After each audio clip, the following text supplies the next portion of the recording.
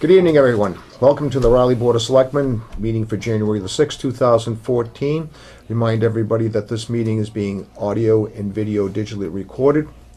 And first, to call the meeting to order. And first on the agenda is the Pledge of Allegiance. And in the audience tonight is our former Chairman of the Board of Selectmen, A.J. Paglia, who is Chief of Staff, Senator Tarr. So, A.J., would you lead us in the pledge, please? In order to pledge allegiance to the flag of the United States of America, and to the republic for which it stands, one nation, under God, indivisible, with liberty and justice for all. A.J., thank you. Yes.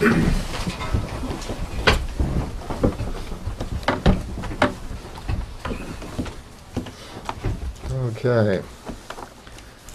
Chairman's comments. I just have something really brief. Just remind you, now that we're in the first of the year, it's very important for you at home to really become involved and to watch all the meetings, because we're coming into budget season right now. So it's very important for everyone in the town to become part of this process. And especially with the television the way it is now, this is a great way for to hear what's going on.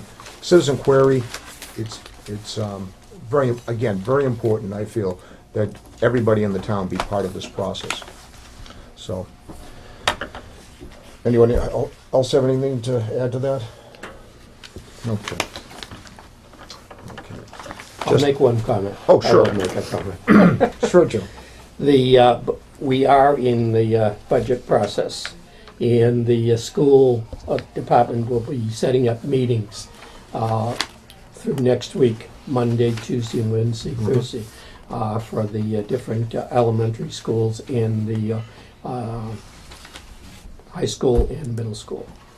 Thank you, They Joe. will start their budget process then. Thank you, Joe. It is 7:06. At 7:05, we go into citizen query. We'll be on citizen query until 7:15.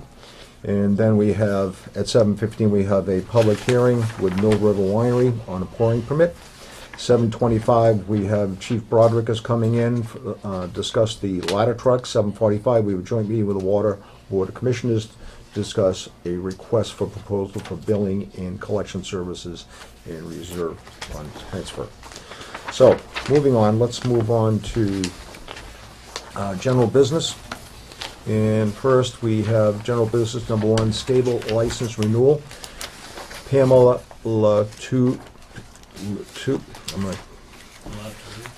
excuse me? Thank you, Larry. For Nature Spirit Farm, 66 Cross Street. And she has submitted a stable license. Taxes, water and light bills have been paid. I have a motion from the board. I'll make that motion. I have a second. Any discussion? All those in favor? Aye.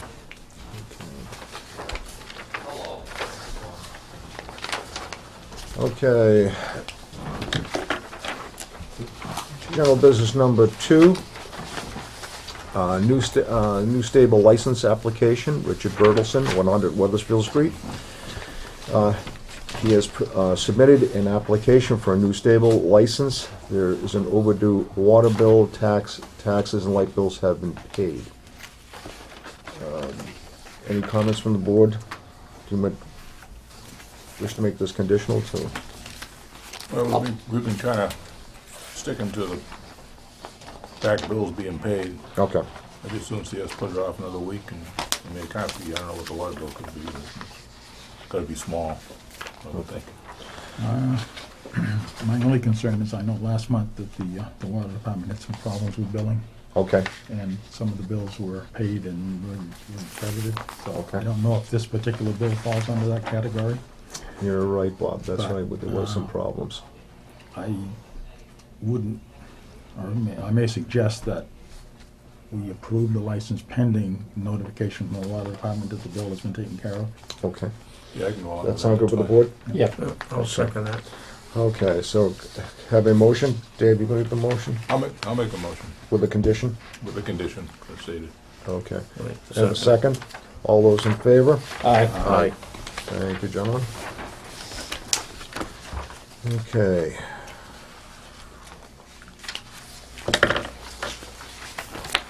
Okay, discuss Birkeland Farm Stable.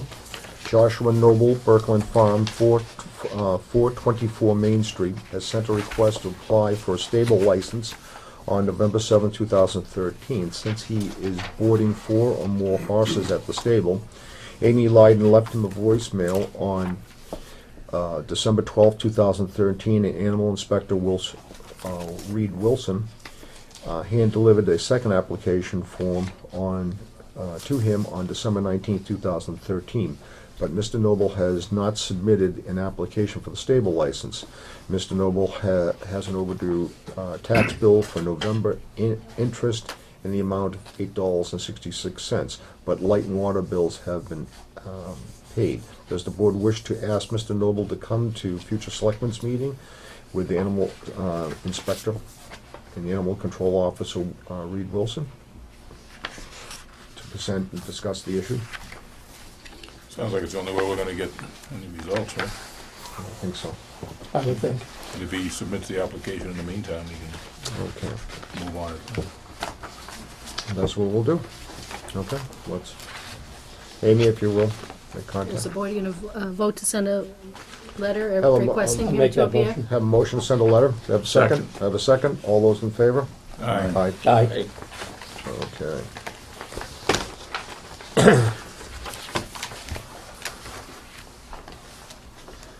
Moving on to old business. Okay, update on 112 Central Street. The estimate for demolition of the house is $12,825. The attached estimate shows a few other services that may be needed. This doesn't include asbestos removal if applicable. There is a strong feeling that there may be asbestos present at the site. I would need to undertake testing. Additionally, we need to purchase and install a fence around the area. This will be a separate cost that requires the payment of prevailing wages. Deb, you have anything to add to this? Or?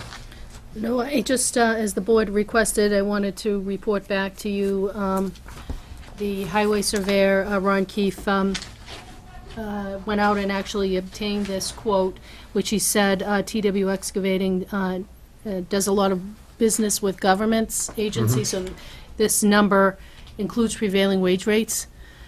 So, you know, we're looking at, in accordance with Chapter 149, following, you know, a public construction laws to try to do this, but the asbestos is the key thing, and I would need to have some authorization to spend town money to have the area tested for asbestos. How much would that be? I have no idea. No idea. How does the board feel? Well, we do have to do the testing for the asbestos. Most definitely. Yep.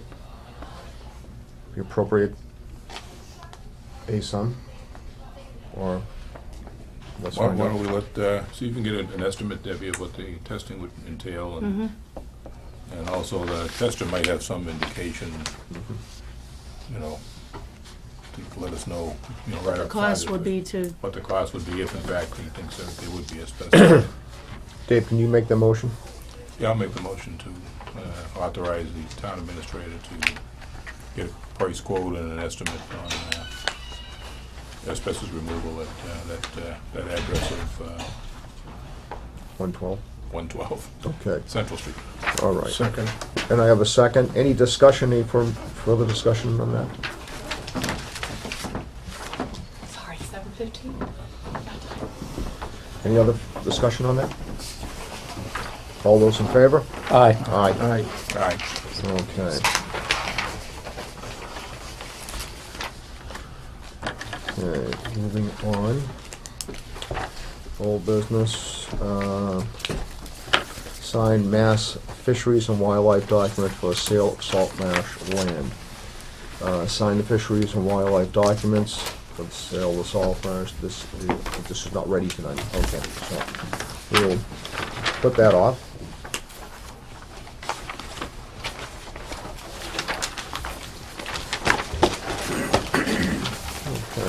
We have about a minute before we go into our appointment.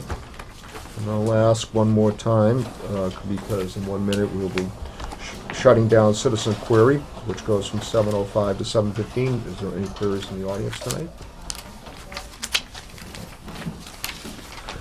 And with that, is now coming up to 7:15.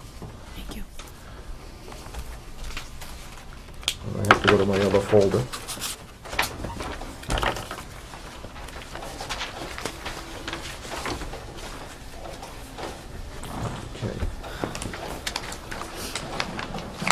Okay, 7:15, we have a public hearing on Mill River Winery on a pouring permit. I'll read the public notice first. Where is it?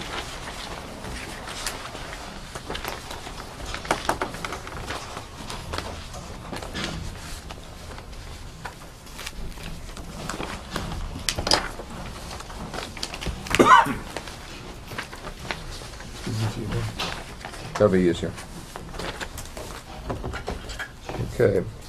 Town of Raleigh notice of public hearing. Notice is hereby given in accordance with Chapter 138 of Massachusetts law as amended that the Raleigh Board of Selectmen will hold a public hearing to be held on Monday, January the 6th, 2014 at 7:15 p.m. in the Raleigh Town Hall, 139 Main Street, Raleigh, Massachusetts, upon the application of Grape Island Incorporated DBA Mill River Winery Principals Donna M. Martin and Richard W. Rousseau for the farm winery pouring permit.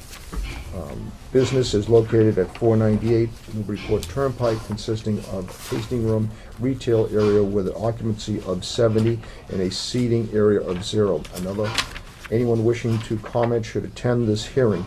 Written comments will be accepted. Robert Snow, Chairman for Raleigh Board of Selectmen. Thanks, Bob.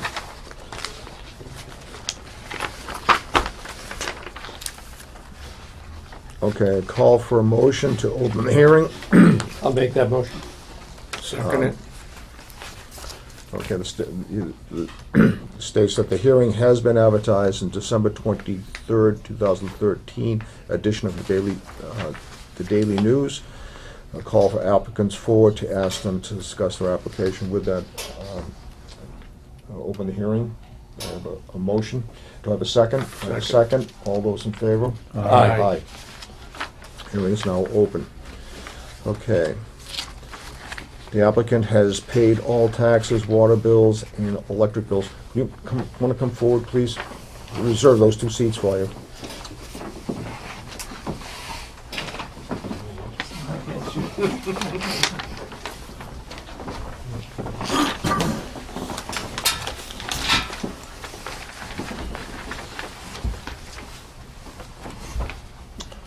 With that, the business has an occupancy permit copy attached and a fire safety inspection as required by the ABCC and is being scheduled for this week. Building Inspector Ken Ward said that the occupancy permit covers the same items as the fire safety inspection. He does not have any issues with the application being reviewed before the fire safety inspection. If anyone present in the meeting would like to speak on this application, you ask the individual to clearly state their name and address at that particular time. Call Pope. With that, I'll turn it over to you, your application. Amy has my application that we filed, as far as I know, in completion. I've been checking back and forth with her, and now I guess it's pending your vote, the committee's vote, to submit this application to the ABCC. Amy, is there anything else you have to add to this? No. Okay. Okay. Is there anyone have any comments on the Could I ask application? a question, Mr. Chairman? Sure. Could you just briefly state to us what the policy is going to be and how you're going to conduct this so that people in the audience and the board here understand exactly what you're doing and how you're doing it? Go for it. Yeah. Essentially, our mode of operation will not change from what we've been doing since we've been open, which is that we've been pouring samples for our customers, talking about the wines in the hopes that they would purchase wines by the bottle for off-premises consumption. And what has happened in July, there was a new law put in place so that in order for us to conduct business the same way we have been doing so previously, we have to apply for this additional pouring permit. So the mode of operation will essentially not change. It's just we have to do this so that we can continue our business the way it's been organized so far. Just a matter of compliance. And what size, are we talking a glass, an ounce? How? We do 1 ounce samples, and we call them flights, and it's a flight of 5 wines, and it would equal 5 ounces total.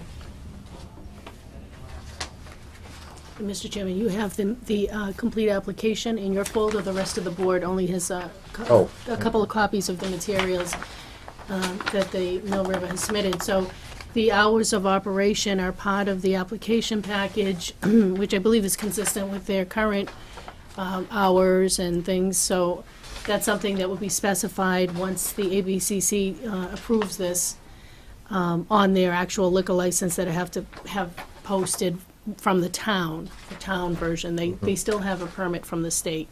I'm looking for the hours of operation. Well, it's in the application package, but maybe Yeah. Mr. Rousseau or Usually, Ms. Mel- most days 8 to 6 are our standard hours. We have extended hours till 7 for the general public.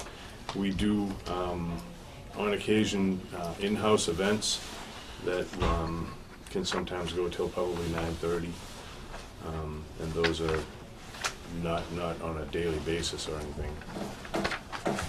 Okay, and that particular, what is that, by invitation only, or? Yeah. Okay. Any other questions from the board? I don't know. I notice the return receipts are for the abutters are attached to the Yes. application. Mr. Rousseau submitted the affidavit today of mailing in accordance with the statutory requirements. The application is complete. The newspaper notification was done in an appropriate time frame. Oh, there is no, anyone here to speak? AJ? Good evening, Mr. Chairman, members of the board. I'm here on behalf of Senator Tarr, and our office is very familiar with the application that's before you this evening. And we worked with the applicants and the petitioner and also your staff on the issue and understand the issue quite well and have become familiar with the operation at Mill River Winery. And on behalf of Senator Tarr, I just have to state that given that, he fully supports the granting of the license that's being requested this evening. And it seems like a very, very good business for the town and also very responsible people running the establishment and very, very good cooperative working relationship with, I know, with your department and also with our office. So for the record, I'd like that stated. Thank you. Mr. Paglio, thank you. Anyone in the audience? Any comment? Yes, ma'am. Chris Sherritt, Could you- 305 Weathersfield Street. Okay. I live next door. It's just a question, informational question. Will you be offering any other wines other than what you make under this license? Or will it only be your own labels? No, it's the same. Any wine that we ever sell at that winery will be wines that we make at that facility, right in the back room. Okay. Anything else? No, I'd just like to say, Mr. Chairman, that I spend a lot of time going through there in that general area, and it seems to be doing a fairly good business. The business looks really nice. Done a nice job of the cleaning up that whole corner and the area there. It seems to be very well run, and if these people continue to run it as you've done in the past, I think it continues to be a positive situation for the town and for the residents, and it certainly gives the residents a chance to buy a unique bottle of wine to give as a gift or drink or whatever, but it's an asset, and I would certainly be in favor of it. Well, last year when I was president of Ipswich Rotary, we came in for the twinning. We had people from Ipswich, England, and we came in for a tour of the facility in the back. and it was very enlightening to see a winery in production, something we don't get to see around here. So, anyway, anything else? Okay, and no other comments from the board? Do I have a motion? from the I'll board? make that motion. I have a second? Second. I have a second. All those in favor? Aye. Mr. Chairman, was that the motion to close the hearing? That's the motion, well, Usually Yes. you Wait, close the hearing to and then... close the hearing, I'm sorry. This is the motion to close the hearing? Right. So the I'll second second, that, all those in close. favor? Aye. Okay, now, I'll make the motion to grant the permit. have a Second. motion- have a second, all those in favor? Aye. Okay. We got it done. All right? Wish you all the Like the best wines. of... Thank you. Wish you all the best of luck, and, okay? Mr. All right, thank you. Chairman, you and the board need to sign the... Oh, yes, we have to Form sign, 44. that's kind of Okay. important. We'll mail that into ABCC tomorrow. Great. Okay, Thank you local very much. authorities. Thank you. All right. Thanks for coming in. Thank you. Yeah, great. Okay, and again, best Good of to luck. see you again. Yeah, nice to see you too. Thank you. Nice to meet you. Here we go.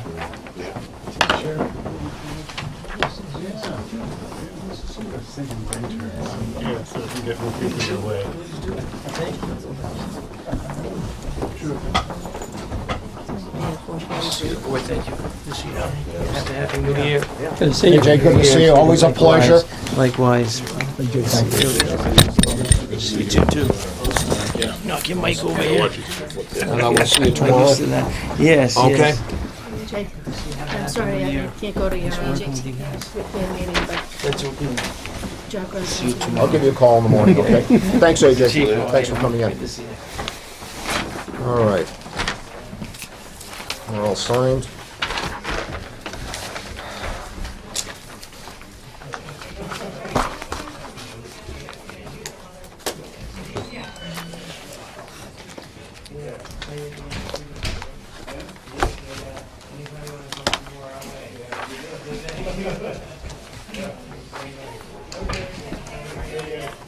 Okay, next on the agenda, we have a 7:25 appointment. I apologize, I think I said 7:30 G4 to everybody. And it's now 7:26. And Chief Broderick is here from the fire department. Chief has submitted updated specifications, diagrams of the ladder truck. Please see attached, gentlemen. The contract for the ladder truck, which was used through the purchasing consortium administered by the Metropolitan Area Planning Commission, has expired. A new contract has not yet been awarded. Chief has met with Debbie and Karen Summit to go over the financing. Under the previous contract, a lease purchase financing option was available. This will also be in the new contract. We have scenarios showing that the lease purchase options on a 5-year and 10-year basis. The town purchased new vehicles in the past through lease purchasing. Under a lease purchases, we would set aside the payment in a budget line. We would not need to go through the formal borrowing process for this purchase. Please see the attached quote from the tax exempt leasing that was provided under the recently expired contract. Also attached are debt service schedules based on either a $800,000 or $700,000 note. The repayment schedule of a $700,000 note is similar to the lease purchase payments on a 10-year financing package. So if you look at on page 2, you can see the equipment cost $700,000, down payment 0, financed amount $700,000. Payment frequency, annual in arrears, term 5 years and 10 years. A rate of 2.29% on a 5-year and 2.89% on a 10-year. Payment $149,000 on the 5-year. That would be the interest payment, I take it? That's the payment. That's- Oh, I'm sorry, the That would be a payment, all budget right. line, yeah. Payment $149,763.15. That's annually. That's annually. Okay, that's on a 5-year. 5 years, you'd be you'd be paying that amount, and then the 10-year shows a scenario. Would be You'd 81,000. just be paying 81,000. We've done it for other Yes. municipal vehicles on a lease purchase through a state contract. So the idea is on this, you avoid, closing costs on borrowing and go through, I guess the arduous process of, traditional municipal borrowing on notes. So this is just another option to consider. I think, more importantly, the chief is going to get into an updated diagrams, because he had a meeting today with the vendor, and it looks like at some point in the near future, MAPC will be awarding the contract. He purchases through a consortium. It's not a state contract, but it's a consortium of fire vehicles, and it's administered by MAPC in Boston. So I think he's looking for some guidance, because whatever the board decides on the nature of the vehicle and all the other elements that go into it, will decide the financing. So with that, Chief, I'm going to turn it over to you. Okay, I spoke with John Buckley, the salesman from E1 today, and what I have in front of you is the drawing of what the truck will look like. This would be the actual drawing. It's not it's of the truck. And there's a bigger drawing somewhere up by there. It's a little bit easier to read some of the print on it. And then on the pages, the 14 pages that follow, is basically a line item of each part of the truck. And what I did is, in the comment section, is to mark down what was standard equipment and what was an option that we picked. I don't know how in-depth you want to go with me. It took me 2 hours to go through this earlier today. I don't know if you have that kind of time. But basically, the options that we've picked were for obvious reasons, and like with the bumper, what we picked was a heavy-duty steel bumper, painted bumper, versus the traditional chrome one, because they're more durable. We already had replaced one bumper on engine 1 already, because backing into the station, it hit the wooden fence and bent it. There's not a lot of strength in there. With a steel bumper, there's a little bit more protection to the truck than what we have now. As you're going through, you'll see one part where they're calling for aluminum wheels. We tried to go with the steel wheels because we figured the aluminum wheels are going to cost more. Right. But because of the restrictions with the height that they designed the truck for, aluminum wheels carry more weight. The tires aren't normal sized tires. They're almost like low profile, so the aluminum wheels are standard. There's no option there. So Is it advantageous for us to have yeah, well, there's aluminum over steel? they don't rust like steel wheels do. They help dissipate heat better from brake buildup, and they do hold more weight. We can't get away from the aluminum wheels. That's what comes with the truck. Okay. So there is options for a hubcap kit that kind of dresses up a little bit so that it all kind of looks together. So that's the option that you see marked there on page 1. On page 2, everything is standard except for disc brakes on the front axle. That was an option that we picked for better braking stability. There's a front axle parking brake, and what that does is, traditionally the parking brake on fire apparatuses are rear wheels, but because of the outriggers, it could bring those rear wheels off the ground some. So whatever braking power you had, you lost, and the front wheels would just kind of more or less freewheel, and you could slide down the road, but with the front parking brake on the front axles, it keeps the wheels from rolling. So there's an outrigger, Chief, right at midsection of the vehicle. Right, there's 2 outriggers on each side, and what they could do, depending on the terrain that you're on, you could pretty much take the weight off the rear wheels so that they're not on the ground completely, so whatever friction you would have had, you lost. Okay. And you got the outriggers to the rear wheels. Right. Okay. So they put the brake on the front, so when you're parking, the front wheels are locked. And on page 3, the option that we have is on-spot chains. That's a no-brainer for this for this area. Cab door panels are stainless steel on the inside. They last longer than the plastic. That's the standard. So just longevity. On page 4,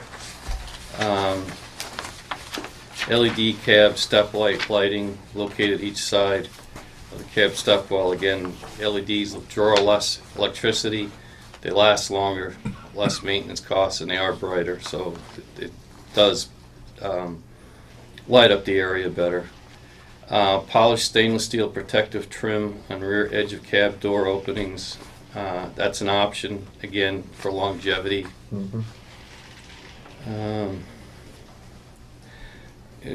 We get down to miscellaneous exterior cab. We're going to put the bell that's on the current ladder truck on the new one if we are successful. And the cost would be, the option is to have them take that bell and install it on the truck. So that they would do all the drilling in for the necessary mounting of it. On page 5, there is a map box in the cab, which is an option, and what that does is allows us to put books that we have in an enclosed space so they don't fly around, which in some of the trucks we have now, they're kind of just loose, and if you get into an accident, they could be a projectile. So this keeps them all in one place. The severe duty package includes smooth plate, aluminum center, and opposite side dash painted to match the cab. What the standard is, if you look at engine 1 or engine 3, is they've got plastic enclosures over, and over time they prove to crack. And with this metal, the option, what they call severe duty, it just more durable.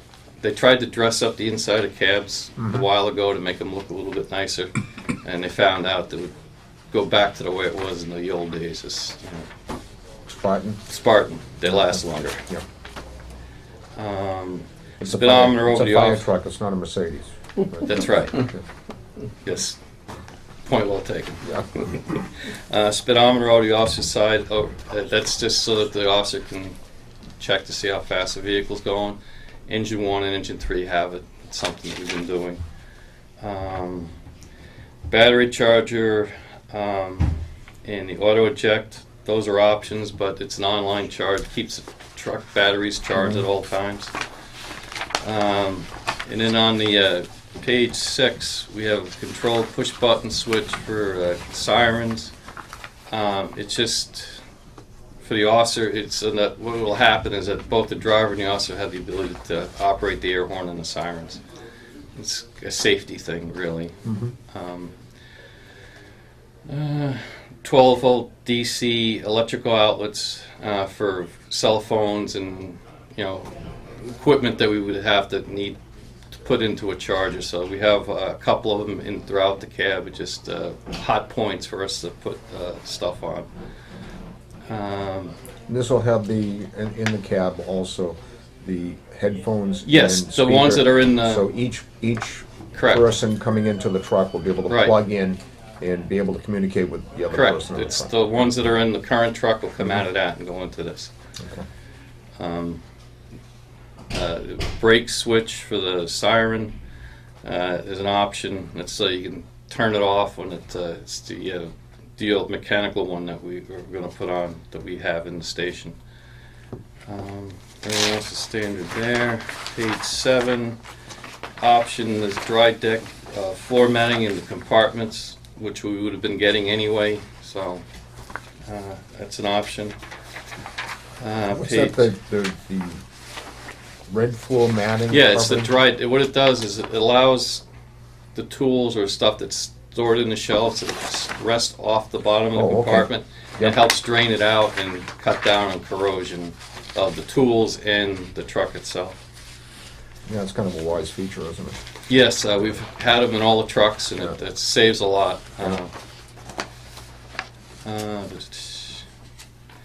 Then we'd go with the light bar. We've went with the upgrades for the LEDs for the brighter light and less draw on the electrical system and overall long longevity. And then page 9 on the options, same with the LED lights, it's just safety.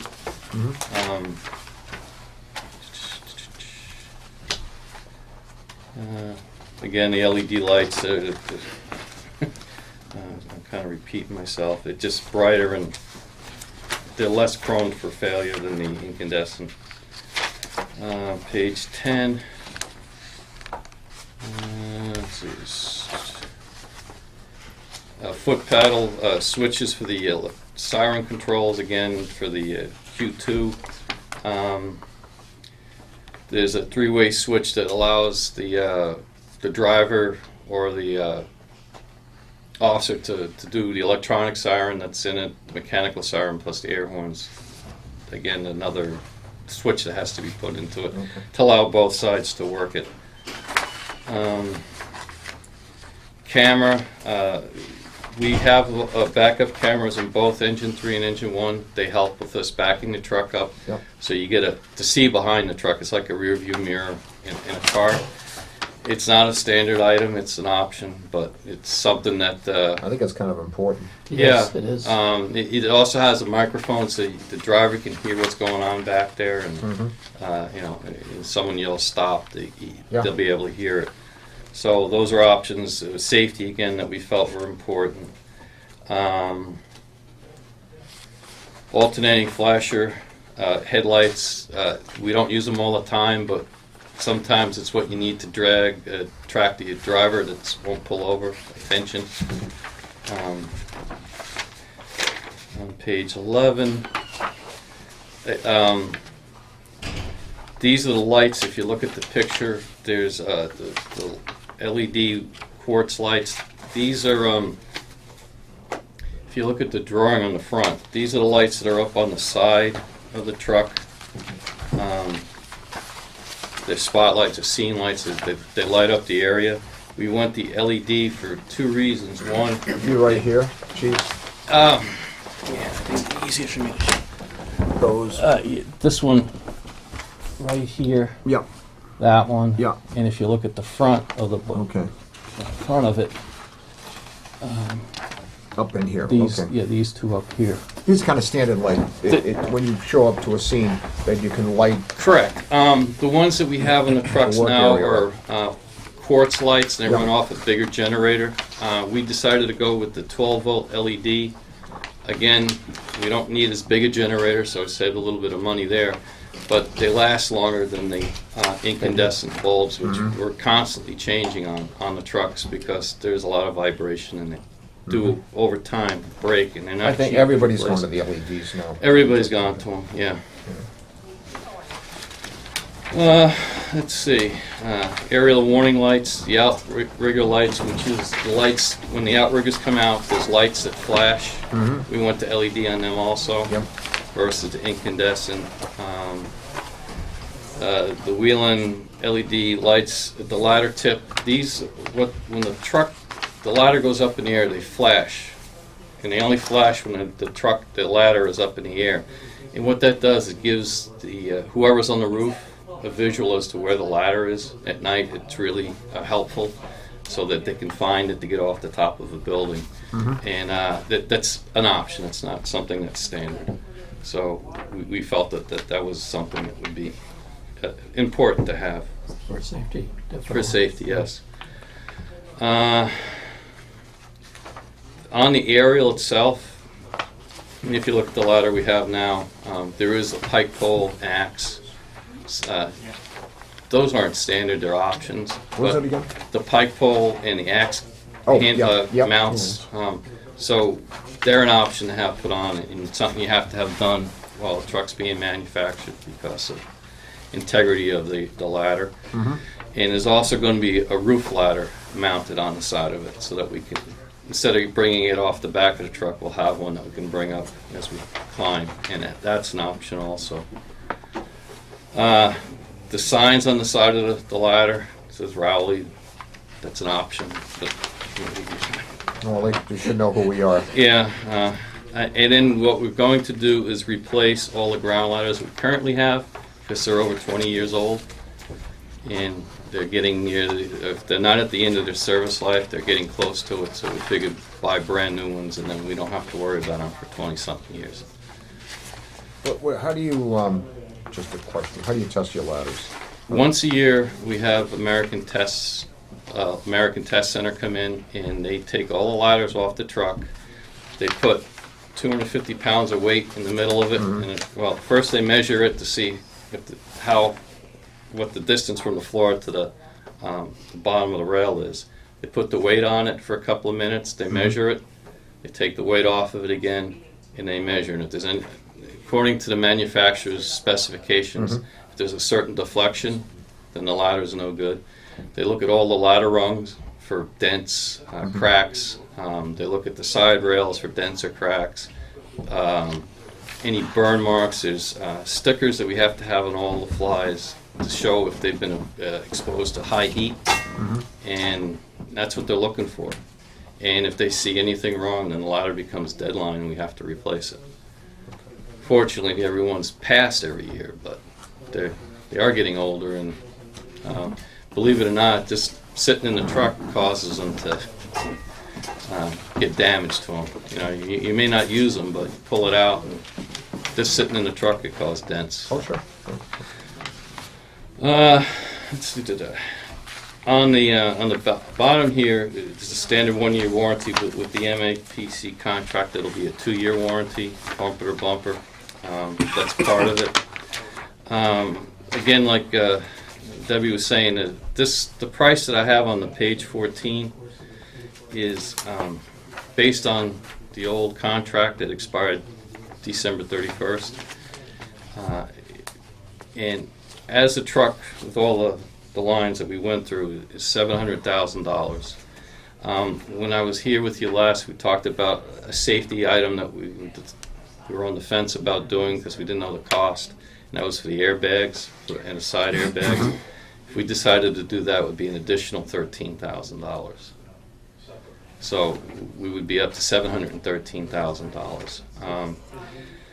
The LED light upgrade for all the lights that we went from incandescent to LED was $6,000 as an information. All the other options we had, we're talking $50, $60. They're really not major things. The only thing that could cause the price of this truck to increase between now and when the contract comes up is if there's any cost increase that I don't know what they would be. And if the NFPA require the standard that comes that's out for fire apparatus is due for revision every 5 years, and this is the year that was supposed to have a revision. There hasn't been anything put out yet, but if in the time it takes us to go through the process, that changes, and then they add something onto the requirements for the truck that would increase the cost of the truck. An example would be, recently is the anti-pollution equipment that they put on diesel engines, which added about $8,000 to the cost of a truck. So that potential is there, and I don't have an answer as to whether something like that is going to happen or not. I haven't heard anything. Usually when they do something like that, you hear stuff through the trade magazines, and there hasn't been anything mentioned yet, so there may not be any. What would be the build time on this vehicle? Anywhere from 10 to 12 months, and it all depends on how many trucks are in front of it. The ladders, John told me that the ladders seem to get built faster than the pumpers, so the lead time might even be less. Okay. Questions from the board? I wish I had a little bit more answer on the firm number, but Back on between page 6 and 7.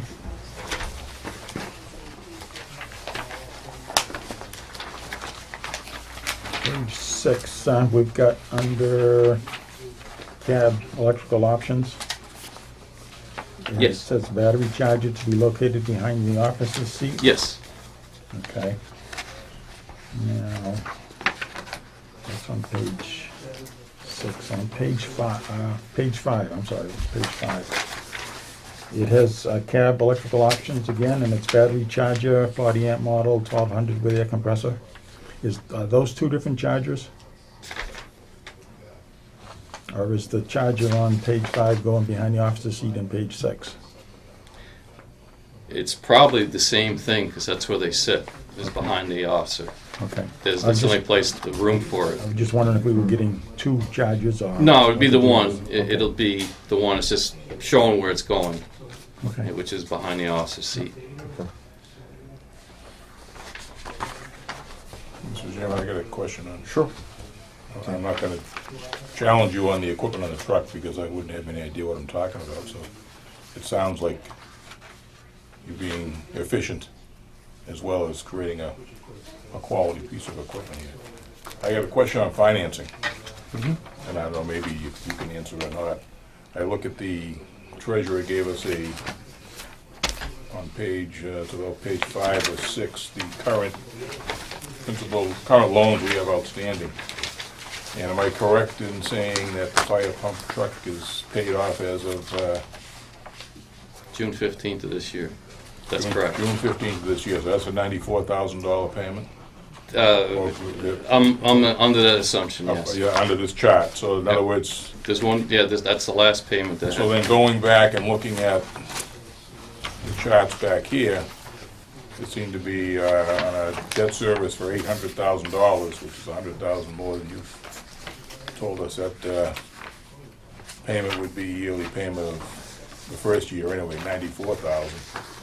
So in other words, for financing, we're basically talking, I don't know if we're gonna, I suppose we'll have to go for an override, I don't know at this point, but in other words, what we're really doing from the taxpayer's perspective is we're finished paying $94,000 for the pumper truck, and we're just, our intent is to more or less replace that $94,000 a year payment for the pumper truck with a $94,000 a year, give or take, obviously.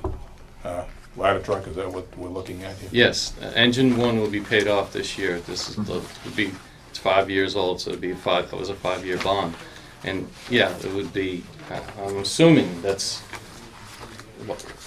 So a selling feature would be, to sell it to the taxpayers would be that we're really getting a ladder truck. Your taxes aren't gonna go up because of the ladder truck, they just won't drop. Just one, yeah. I guess, yeah, that would be the way I understand it, but I'm not the numbers person. By any stretch of the imagination. And my other concern, something that was brought up the last time, is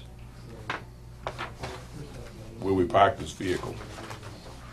I have some strong reservations personally about spending money on that fire station over there. I've talked to the association and they're receptive to paying for the alteration to the building. Okay, that was gonna be one of my topics, because Okay. we pay them a sizable fee every year for lease, and and then they can do it cheaper than the they price can that I do it was cheaper on the quoting. weekend. Because it won't have to be prevailing wage. What would it cost them to do that, do you know? It'd be less than the 21,000 that I had Okay, numbers, but how much less, I really don't know. but they Yeah, would be willing to. we would do that once we find out, get that in the program once And we. the bays, the way the bays are set up now, the 3 bays on the side of the building. Mhm. And the ladder truck would fit where? In the center bay, Center bay. where engine 3 is currently. Okay. And then the material that's in the 3rd bay, which if you're counting from, if you're looking out of the building towards the Verizon building, bay 1, 2, 3. Engine 3 would sit in the bay where the forestry used to sit. Mhm. And then engine 1 would stay where it's at right now. In the front, we would have, we put the squad inside now that we have room, so that would go where the current ladder truck is, or that would go over where forestry 2 is, and we move forestry 2 over. And what one bay. vehicle would we retire out of the station? The current ladder The truck. current ladder truck. Right. And so that would open up the bay, the center. Yeah, what would happen is that we That's center bay. retired 2 trucks already, the forestry and the utility, they're gone. And the squad sits inside now, it doesn't sit outside, the pickup truck. So the only Okay. thing that will sit outside from now on is the Tahoe. Okay, So everything sits inside. okay. Good. Could we get an agreement, and reading I read over the contract, current contract we have with the association for the lease of the fire station. And there is a provision in there that any structural changes we make to the building, or have made even with their permission, that we are liable to have them require us when we leave the building to put it back in the condition it was when we signed the original lease. So just something that I just want to kind of cover to make sure that we don't get held liable if in fact we build a new station and we move out of there, then, you know, we're not. Oh, It's on page 3 under maintenance. It's just something, We may it's a have little to- strange, but just take note of it. And it's something I think we want to work out the details. yeah, I on think that would be before we- something you'd have to, It's probably not a big issue, but it's just something that, you know, if you don't look at it, you can come back oh, yeah, and bite you. oh, yeah. We need to work on an extension to that lease. I Yes. remember, I That's reminded due the in board. March, isn't it? February. I It reminded expires the in board February. a few months ago about this, so I mean, that could be something that the selectmen could Yeah, we could talk about that negotiate with with the the, association. with the owner. Yeah. Okay. All right, any other questions? Mr. Chairman, what are we looking at for options here? And I don't mean options for the fire truck, but for the town meeting. Are we talking about going for an override? Are we talking about? Well, there's a couple of ways we could do this. We don't have to decide tonight, obviously, but No. this is a kind of a guide for people watching as well as us. Well, we Where have we bought going here? vehicles on, Well, not as expensive, obviously, as the ladder truck, but the lease purchase could be, if it's sustainable, we did a projection, you could just try to absorb that over a 10-year in your budget. Can you do that? 81,000 for 10 years. Alternatively, we can borrow it, same scenario for 10 years. Or if we feel that we can't make those kinds of payments on a town borrowing and we need to have the debt exclusion to cover that cost, then that's what we would do. I think we're trying to, if you're gonna go the debt exclusion route, I think we need to get some more information about when they're gonna award the new contract. Right, I'll try to So see we if can I get, can get an idea. An idea if it's going to be substantially higher than 700,000, because I think we were getting optimistic that it was gonna be 700,000 Right. instead of 8. Well, even if it is an increase, he told me it's gonna be closer to 7 than it is to 8. But, I also think it'd be good to have Karen come in, our treasurer, and talk about our debt, where we stand, so. Yes, I know the fiscal team is meeting this week, so we're trying to just get together some information, see where things stand, and we'll have a report, and certainly be in front of the board with more information. Yeah, I'd like to sit down with her and just talk about our debt, where we stand, how we look to other towns around us. That's important. Also, keeping in mind, Mr. Chairman, that we're going to have a number of capital purchases in the next couple of years. So in looking at the whole picture, we really need to sit down and figure out just, you know, how much can we do for an override if we need to, and what can we absorb in the budgets, and so on and so forth. So it's a complicated financial matter moving forward. I would like to say thank you to the association for, that certainly takes a big hitch, from my mind anyway, off of us making the repairs and changes to the station. So that's a real help, and I think the taxpayers will appreciate it too. So. We have to look at also the long-term financials of the way the interest rates are structured right now, and looking at what's going to happen nationally and what we've been hearing about, especially they're talking about interest rates creeping up this year, and it's already on a 30-year mortgage has creeped up. And I was listening the other day about short-term rates and long-term rates, and I guess short-term rates are gonna stay pretty much level for a while, but we are going to see a creep in the interest rates starting probably second quarter and moving up. So we have to think of those things too. You know, this is just like doing anything in your house. You have to look at all options, and you got to look at what the interest rates are out there. If you're going to put a bathroom in the house, you do the same exact thing. How do you need it? When do you need it? Same thing for us running a town. Anything else? Okay. Yes, Larry? Yes, Larry White, 108 Central Street, and Finance Committee. Chief, I just wanted to make sure that, I think I understood everything, that the base ladder truck is like 700,000, and then the improvements and everything that you're talking about is like another 15,000, The 20,000, the extra something like that. 13 is the airbags Right. and the this rollover protection that we haven't decided whether we were going to put it on or not. So if we didn't put the airbags on, we're still looking at the 700,000 for the cost of the truck. That 13 grand was for the airbags, which are safety items for the Right. crew, and we're we don't know where we're going with that at the moment. Right, we're still talking about a nominal increase over Correct. the base. Yeah. Okay, fine, thank you. Okay. Come back and we'll discuss this in a couple of weeks. This is important. Okay. Chief, thank you for all the time you put into this, okay? Appreciate You're it. welcome. It's been, I can't say a labor of love, it's been a lot of work. Okay. Again, thank you, Chief. Yep. Thank you. Thanks, All right. Chief. Have a good Thanks for night. coming in tonight. Yep.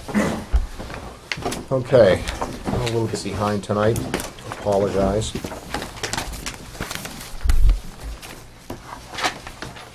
Okay, it's now 8 o'clock. We were supposed to 15 minutes ago, and I apologize to the water board. Okay. We have a joint meeting. So, gentlemen, come up. Stu?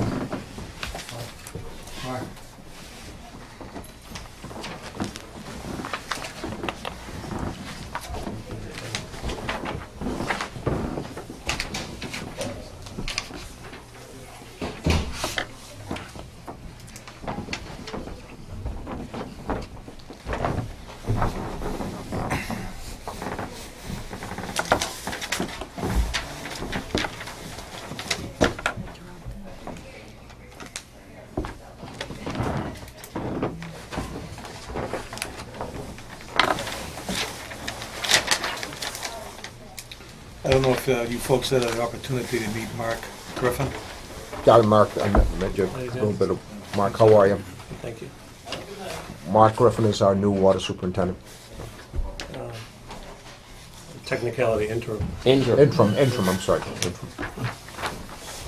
Okay. Anyways, there are, a board meeting with the Water Board of Commissioners, okay? And call for a motion, a roll call vote, go into a joint meeting.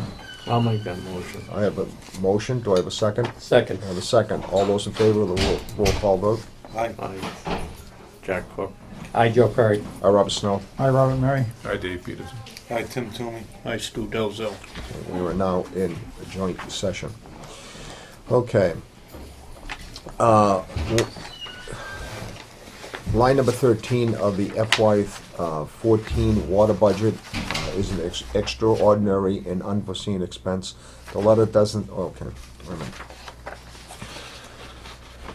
minute. Okay, just let me go through and read the letter. The water, this is from the Water Board of Water Department. Dear Selectmen, the Water Board Chairman, Commissioner Tim Tooney requests a joint meeting of the Selectmen, the Water Board, Commissioner of the Water Board, scheduled for next Monday night, January 6, 2014, to discuss the matter related to the new water treatment plant. Specifically, the board seeks to identify a funding source needed to extend existing contract with John Hargraves, P.E., who performs selected oversight and financial reconciliation on the water plant construction activities on behalf of the town of Raleigh. It is our understanding that the contract for the business services requires such as a joint meeting. The water board will be available for a discussion of the vote. And that is from Mark Griffin. Okay. So with that, Tim. Mr. Hargraves has been our oversight person looking at the expenditures down at the treatment plant. He's been doing a wonderful job. He reviews the bills with Weston and Sampson as well as Kinsman Corporation on the warrants that come before us. He reviews and makes comments and asks a lot of questions regarding change orders. And we were funding him out of the $1.3 million money that we had borrowed a few years back. That money is pretty much depleted at this point, so we didn't really foresee that we were gonna run out of that money, but we did.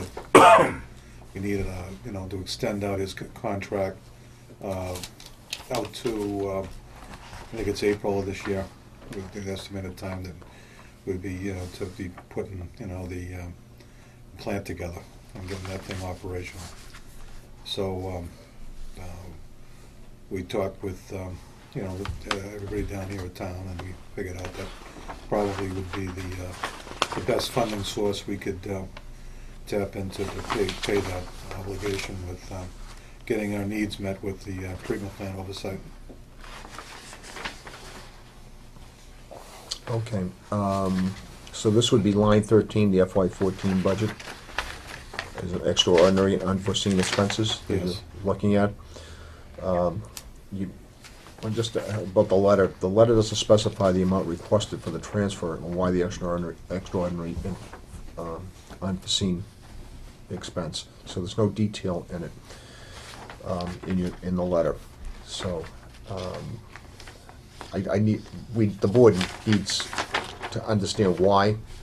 Okay, and we need to understand what Mr. Hargrave does. Okay, and Okay. Mark, will you get a comment on this? Sure, I am. Sorry, I omitted that. It's approximately $3,000 per month for about 3 or 4 months until the treatment plant is done. okay. Mark, can you tell us specifically what Mr. Hargrave does, how in that operations?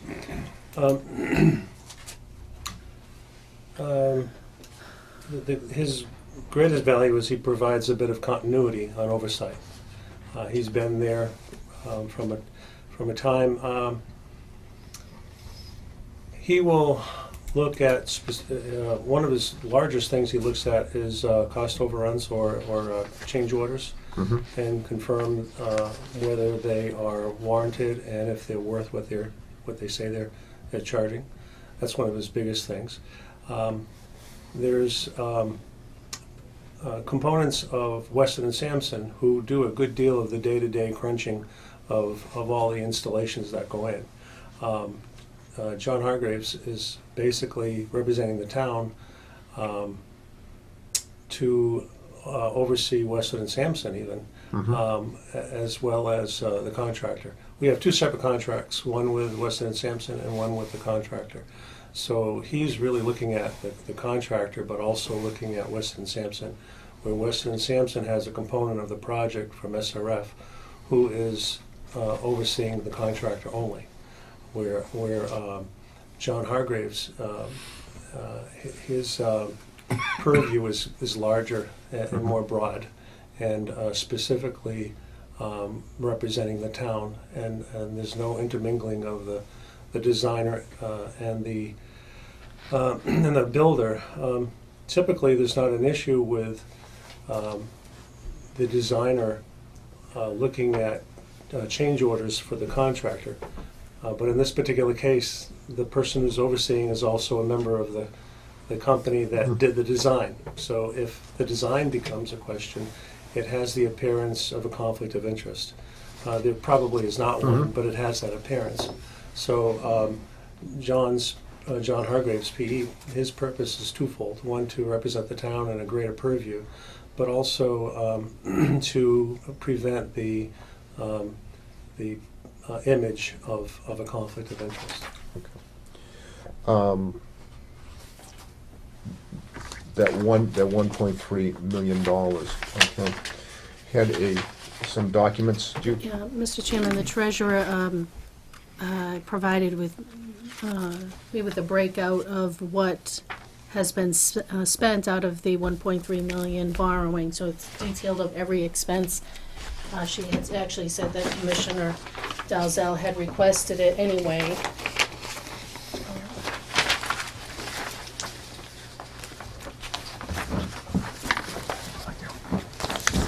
Thank you. And knowing that this is the first time we've had a reserve fund request under this new line in the enterprise fund budget. As you know, we go to the finance committee, all the other towns, for the transfer within the general fund. And with the finance committee, you have to provide details on what the balance is in your account, why you overspent in that account, with some information as to why you need the funds to demonstrate that it's extraordinary and unforeseen. So maybe a proposal from Mr. Hargraves with sort of an estimate of what he actually has to do towards the last end of the project. Examples of things he's worked on that he's identified as savings to the town through his work, things like that. So normally we would have something that would be have more detail to satisfy the two standards that are in the warrant article that the voters approved last May as extraordinary and unforeseen. And just briefly looking through here, and I didn't get to look at this in detail because we just received this. And there was one item just popped up. Sorry about that. Was it a copy? Anybody see that?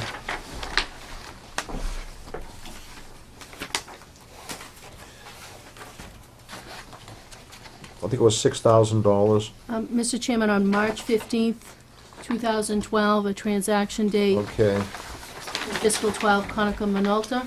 Yes, Conica, there it is, $6,121.84. Now, that's something we would usually buy on a, Well, we would want to know how that related as a water treatment plant Yes. expense, I think. but that's something we, if we would, needed furniture or a Well, specific exactly, capital yes. improvement to the water department, we would ask, the water department would come and ask for that. As in the report that I filed with the Selectmen over a year ago, after we analyzed the expenditures. So these are, I That would be mean, Mr. considered. Chairman, can I ask a general question? sure. What, I don't recall, and I wasn't on the board at the time, I don't think. What was the $1,300,000 bond for? What was the specific purpose of that borrow? Because this is a laundry list of everything from buying pipes and PC mail, and, I mean, this thing covers Yankee Pine. I mean, there's all kinds of things here that don't seem to, I'm not sure that would have any relation to Yes. the treatment plant. I'm just curious as to what the original intent of the borrowing was, because I find it hard to believe that we did a laundry list borrowing just to let them spend money on whatever they needed to spend money on. I don't mean to point fingers at this point, but Yeah, this thing is just, this list here is mind-boggling for a million. I know. It is 3 to me pages, too. it spends $1,300,000. Yeah, I mean, we have- it was part of the 9 million. This is the non-SRF state revolving fund portion of the loan that went out through the borrowing with the treasurer. That's not, so it was part of the umbrella of the authorization of the original 9 million to be, and it was May 3rd, 2010. Passage of this article authorizes the funding for the design, planning, and construction of a water treatment plant, including transmission mains and system upgrades. Same, on that same page, Mr. Chairman. Yes. Which is the last page, I believe, in the packet here, it's got the total on it. Under 11912, we've got an MHQ municipal vehicles. And I don't think that particular item would fall into the category that the administrator just told us that it was supposed to be used for. We also have two under 3112 from Dell Marketing. One of them's for $4,300. That, to me, Dell is a computer company, or at least I think that's what they're referring to. I think you're correct. And then, of course, the one that you mentioned was the Conica Minolta, which was another $6,000 expense. And that's just what I found on a very quick glance through here. Well, also, Mr. Mary, you got under 315-12 for tie sales. Well, I guess, Jack, I don't know what tie sales is, so I would make an assumption that it's possibly to do with items needed for the plant, such as pipes, equipment, or something like Yeah, that. they but I do don't know. sell that, but I mean, till we looked and see what the 8,000 went for, if it was meters or whatever. Yeah, I mean, I'm something I can pick out Dell Marketing and Yeah. say, okay, Yeah. that sounds like computers to me. That doesn't sound like we're gonna put water through a computer. So, No. I mean, that's the type of. And the truck should have been a capital Well, expended I mean, for I the would water think so. I department. That think was nothing MH to do with this Well, appropriation, I'm not I sure. would say. I'm not sure what MHQ stands for. That's the Municipal? state, it's the Bid company list? in Marlboro that we buy, it has state the state contract. contract. We buy police cruises. MHQ is in Marlboro. They're authorized under the state contract, so that obviously was a municipal vehicle that was purchased under the state contract without having to go out to bid. Okay, was that something that the plant needed? I don't know, I believe it's a pickup truck, but I'm not The sure. department What- needed it. who's using that truck, or what is that truck? The new one do? now is. That was the truck that the superintendent got, Yeah. the F-150. I don't mean to sound like I'm nitpicking, okay?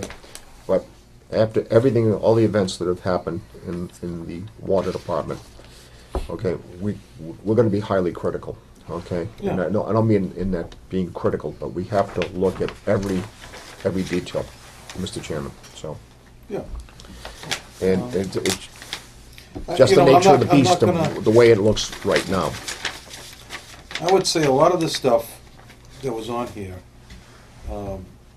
this former superintendent or the former chairman decided it was part of the upgrade Mhm. to this stuff here. And although normally what you would do is you would, go through and do a capital expenditure of buying a copy machine or a truck, I think that in the past, they considered that was part of the upgrade of this getting ready for the treatment plant, so. I think before, I don't mean to cut you off, Yeah. but I think before we go any further to look at Mr. Hargraves, I think we need detail of the 1.3 million that has been spent, expended, and go through this and understand. Stu, do you agree? Yes, I do, and Mr. Chairman, when you said you didn't mean to be nitpicking, you were not nitpicking. You're doing your job. And I appreciate that, Stu, and everything, and you sat on the side of the table, and everything that we've been through up there. I And disagree with this truck out of this account as much of you gentlemen. I do too. So- I wouldn't have Mr. Chairman, decided Mhm. that. I think we have two separate issues here. I think we have the $1.3 million accountability. Mhm. But on the other hand, I don't see us, if Mr. Hargraves has done an excellent job, Yes, and we need his services through the treatment plant opening, in other words, how much are you estimating roughly? I understand you haven't got. 9,000. Are you saying that 9,000 out of the deficiency fund will cover that? I think 10 to 12 would be more like it. Because my other question, my follow-up question to that is where do you think, this is your money if you run short in your budget. So irregardless of how we deal with the 1.3 million, we need to deal with Mr. Hargraves' money, otherwise he's not gonna be working for us, and this is a critical time, I think that we probably need him, so.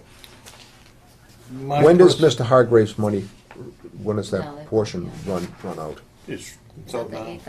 It's out now. If I might comment,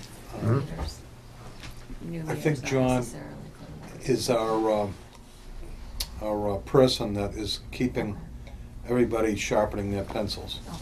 when they're looking at going on to change orders and trying to, make a better plant, make a more functional plant and everything. But what happens with this type of contract, they already have contractors there. And they're the contractors that are providing costs for anything that might be over or something that's unforeseen. So I think John's critical role is to, his presence is getting them to give us better pricing, just by him reviewing it, and asking a lot of questions. Is this necessary? And John has provided a lot of insight on some of the change orders that come forward. And I think he's paying for himself in his services to the town by just, his presence on this project, looking at these things and getting them to, proceed in a more cost-efficient manner.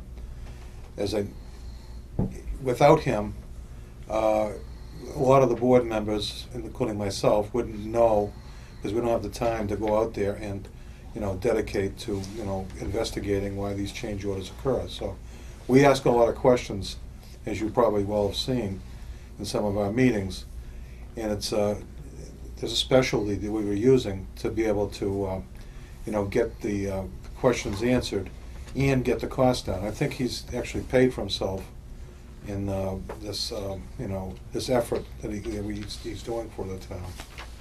I think this, Tiffany, just not to interrupt, but I think he's a critical cog in this wheel, and I don't think this board wants to, I don't get the impression that we're looking not to keep him on. I guess my question is, in other words, this is $50,000 in your regular operating budget that you're gonna take, say, 12,000 out of. Is that gonna, are you anticipating, 6 months is gone into the year, that at this point, is your budget in such condition that you're pretty much within the line items of your budget? Or are you seeing, or do you foresee other areas of shortages coming up? A lot of unforeseen emergencies and blah, blah, blah, that you may need to come back and say, okay, we need another 20,000 out of it. In other words, I want to make sure you have enough money to get through the fiscal year. And my second question is this line item 13, was the intent of that money to be used to pay someone to oversee the water treatment plant, or is there's no money in the 13 million or 12 million, whatever that money is, to pay Mr. Hargraves, because he's directly, that's his prime position, is to work on that well. And I guess my question is isn't there a better spot within the money appropriated by the taxpayers for the well to pay Mr. Hargraves, rather than coming in and saying it's an extraordinary unforeseen expense in your normal operating budget? Because we all know that this budget was put together with an awful lot of work, and there may well be some shortages coming up, depending on, I'm sure, water breaks and things like that, unforeseen things that none of us have any idea of.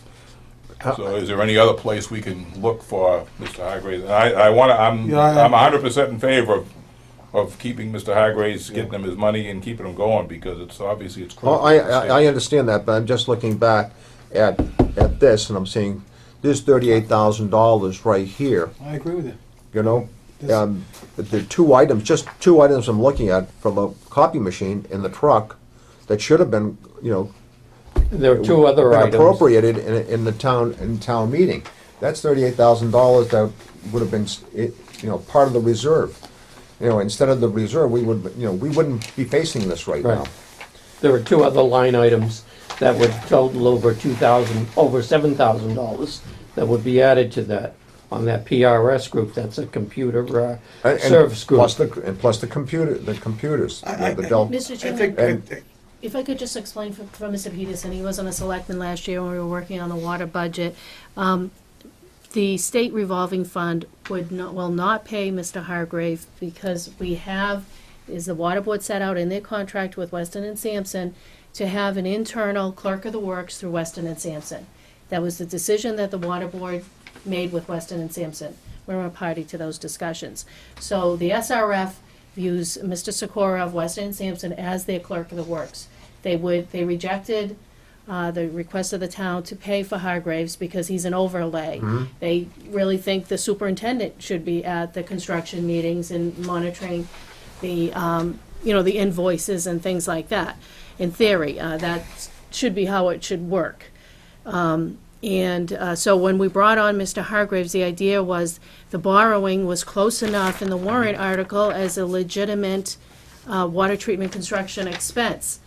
I didn't know that the borrowing, because I was just focused on the operating budget of the department, had been used in the manner it has been for the past couple of fiscal years.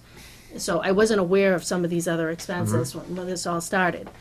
I think at this point in time, when we sat in the budget meetings and we went over the expenses, every expense now is categorized, and Mr. Hargraves is not covered in any area of the expense budget. That's part of the problem.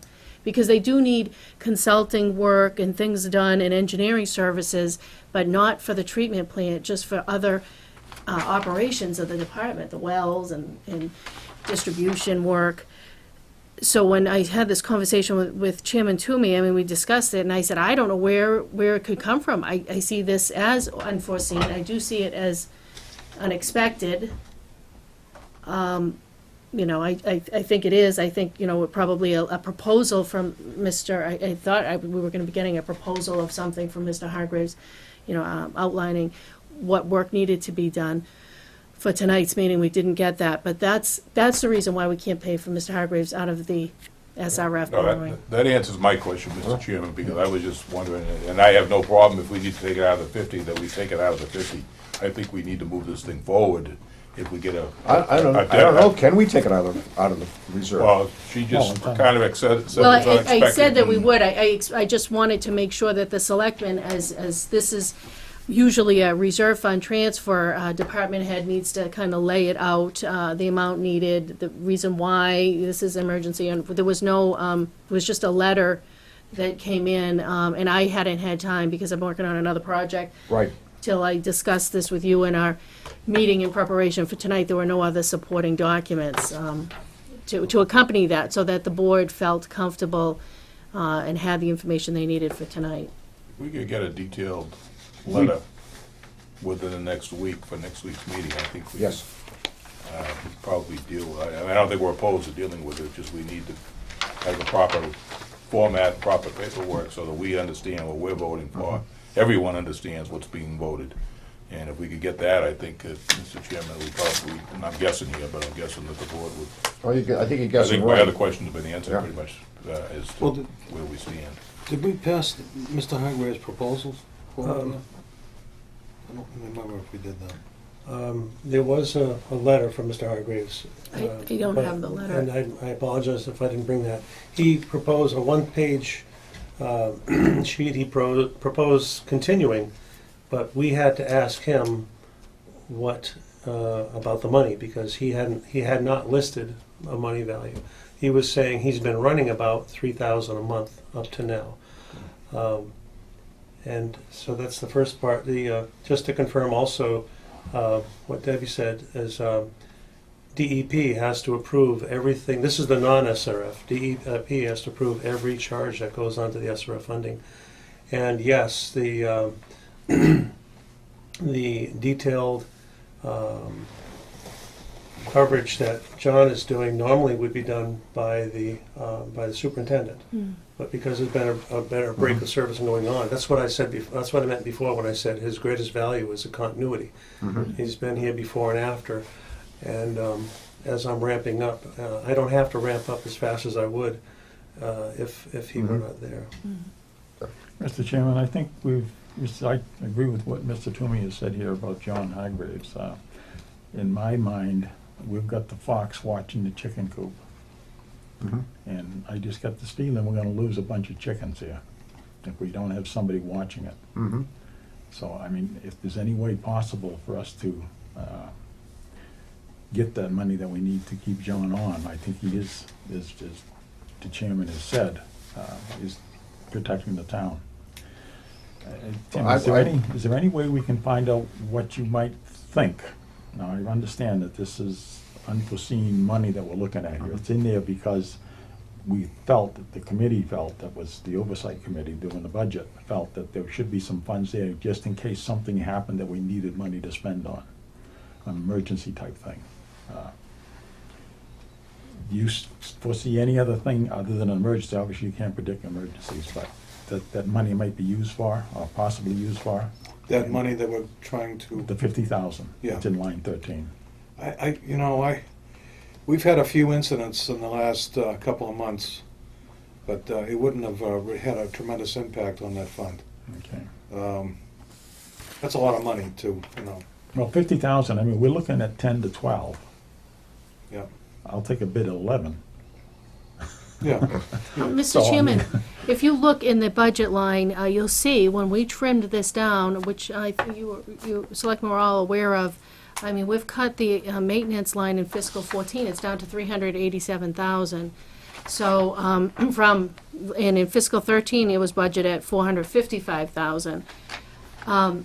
We've separated out engineering work that's related to it, but we were thinking of, well, geez, if there's a significant water main break, and, that exceeds our budget limitations, just like things that happen in the highway department all the time. When you're dealing with public works, these are a fact of life, that these things are gonna happen.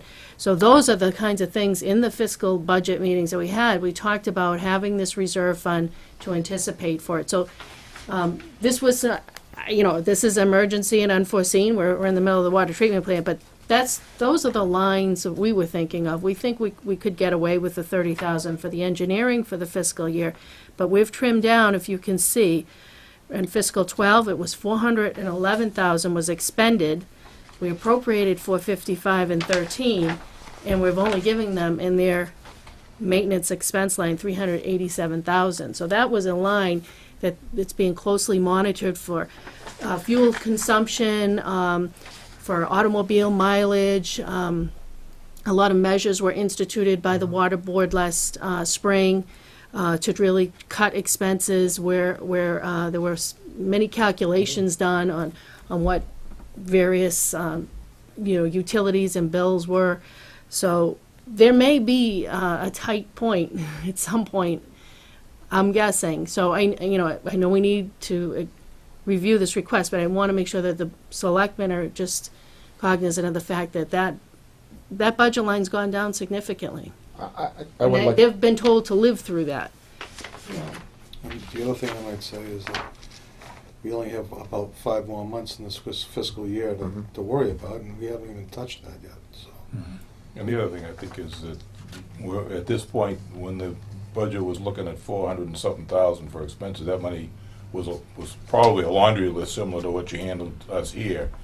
So now it's being carefully monitored so that we should hopefully be able to catch if you have a severe break or something totally unexpected, that we can deal with it and make amends in other areas of the budget if we have to. But I think the whole scenario of oversight at this point is far different than what it was in the last couple of fiscal years. So, I mean, it's the fiscal team and the water department staff and your board has really done a good job, I think, of putting this all together. So we're still mopping up areas. This is one of those areas that needs to be mopped up, and it's critical. And I think if we get some detail on it, we can be expedited and probably handled fairly quickly.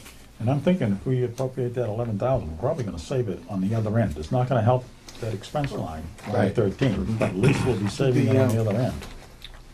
And I want you to know that I fully support that this guy is doing a job for the town, and is very important to continue that process.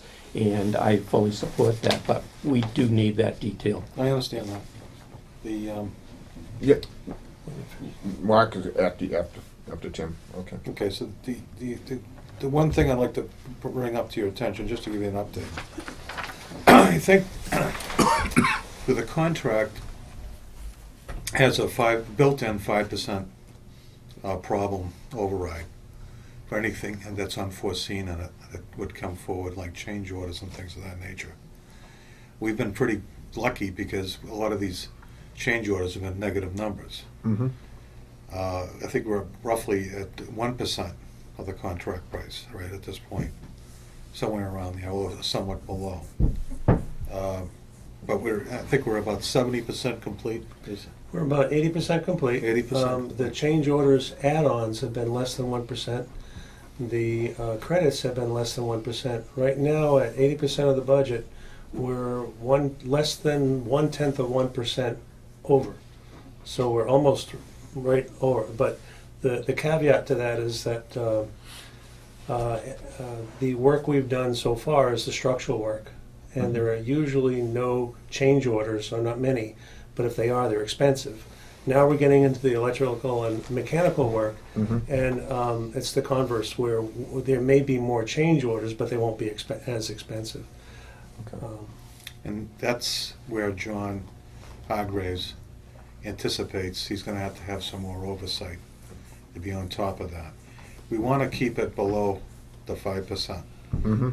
Everybody on that whole project is aware that the board is, has this technical expertise overseeing them, and they're all sharpening their pencils at this point, trying to keep that down below 5%. I do agree, Tim, with you, that John is important to this project. I just need I think the board does. Yes?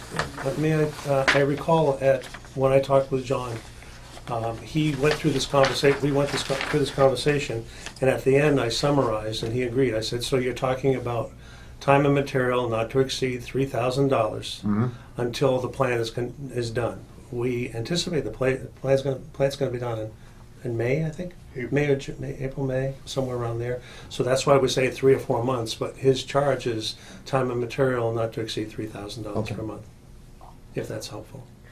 Okay. And you want to have more documentation from him as to its being unforeseen and that nature. Okay, so Detail in for next week. Okay. All right? And then we'll address it then. We'll have another joint meeting. Is that all right with you? Sure. So we're having a joint meeting next Monday week. at 7:45. I guess it's okay. Okay. I don't know what we have on the agenda. I just pulled that out of thin air. What I'll do is, let me take a look and see what we tentatively have Okay, scheduled. tentatively we'll be 7:45, But okay? if we can get them in early, we'll get them in Sure. early. Okay. All right. So is there anything else between the boards? Yes, the RFP. Oh, the RFP, yes. Okay. So, Mr. Chairman, the RFP team, which consists of Commissioner Dalzell, me, Treasurer Karen Summit, and Amy Lyden, have a draft, which is really not for public release at this point.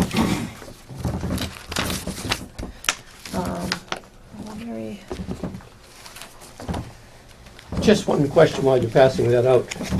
What was the original target date for the plant coming online? Was it April? Well, no, I thought it was. I thought it was earlier. I thought it was February. So, Well, we had a couple of glitches and Yeah. there was This is Roy's. if you some wanna studies look. that had to be done about Indian artifacts. That stuff kind of delayed us about a month or two. if you would, just, I'm sorry, I didn't mean to interrupt you. Go ahead.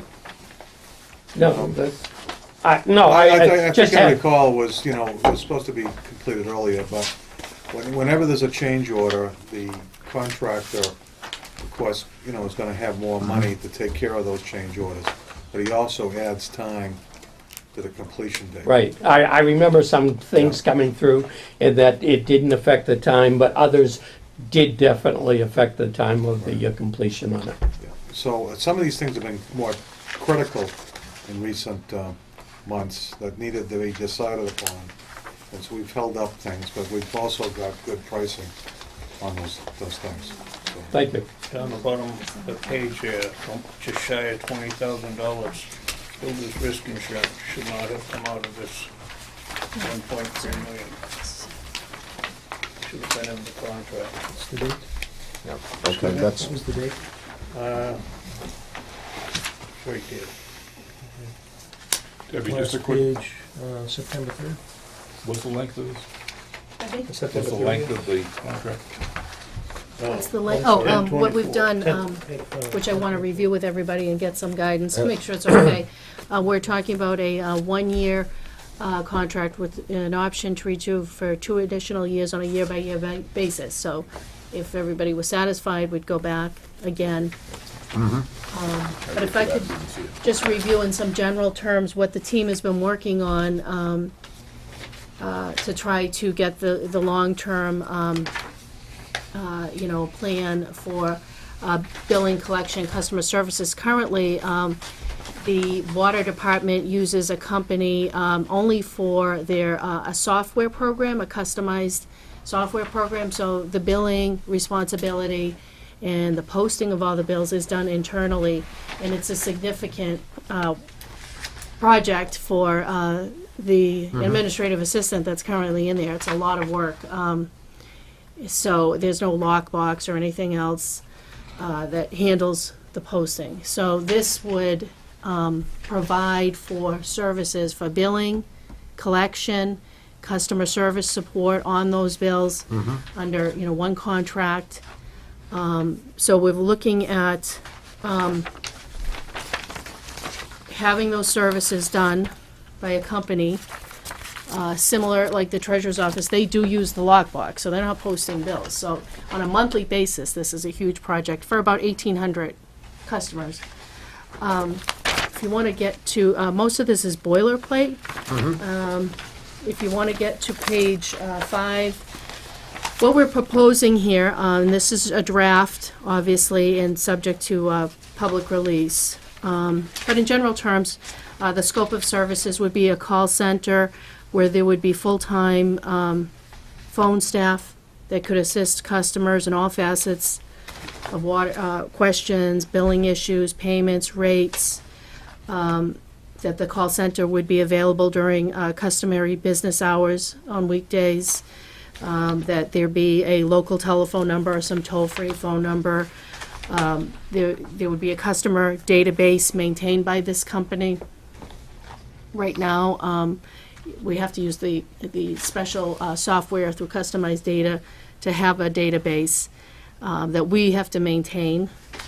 So they would be responsible for creating and maintaining it. The town would obviously have access to it on a read-only basis, tracking new owners, changes, history, uploading meter reading files. Currently, that's being done internally after the meters are read. That all has to be uploaded and sent to customized data to produce the printing of the bills. Accounts receivable work, daily posting, daily reconciliation, things that we're not been able to do right now. They're handling past due and disconnect notices, payment plans, municipal lien processes. And once again, it's a lot of work for a small internal staff. And then reporting, which we need that constant reporting with the treasurer's office on a regular basis. So that's the scope of what we're looking for. We're looking for a company that has experience in water or wastewater utility, billing, collection, services. Because this is going to be issued through an RFP, there will be a price proposal and a non-price proposal, sealed envelopes. So we have to follow the requirements under 30B for that. And the price proposals are not open publicly. They'll be opened by the evaluation team, which will be Mr. Dalzell, me, Amy, and Karen. We will evaluate the price proposals, then I'll open, the non-price proposals, then I'll open the price proposals. We'll put everything together and make a recommendation. And we're recommending that this be something that's awarded by both the Board of Water Commissioners and the Board of Selectmen. So we're asking for a full proposal that includes a number of things, plan of services, transition plan on billing, plan on collection, plan on everything on how they're going to handle the calls.